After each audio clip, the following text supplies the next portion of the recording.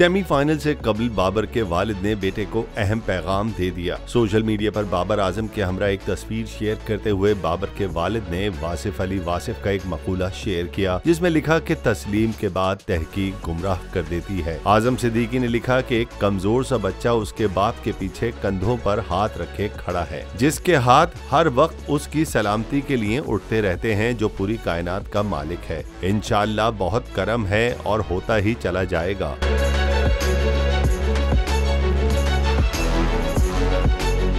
बाबर आजम के वालिद ने मजीद लिखा कि जिस पर कामिल यकीन है उसने ही दिल में ये यकीन दिया है। दुआ आप सब के साथ, अल्लाह अगले दोनों मैच जितवा दे, आमीन। वाज़ेह रहे कि पाकिस्तान और न्यूजीलैंड की टीम्स आज ICC T20 वर्ल्ड कप के सेमीफाइनल में मद्दे मुकाबिल होंगी।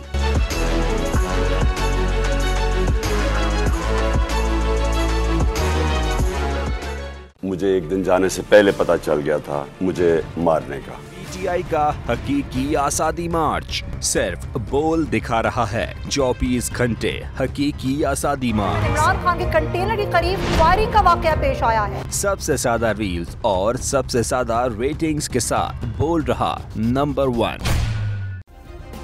सब्सक्राइब करें और बेल दबाएं ताकि कोई खबर रह न जाए।